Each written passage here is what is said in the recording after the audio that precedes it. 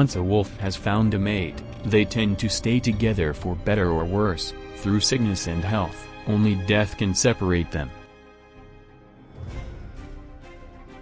Wolves develop strong social bonds for their family and other loved ones. They have been known to sacrifice themselves for the survival of the pack.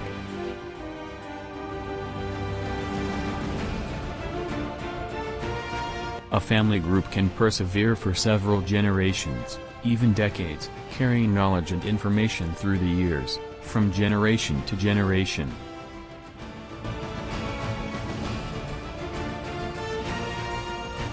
Wolves convey much with their bodies.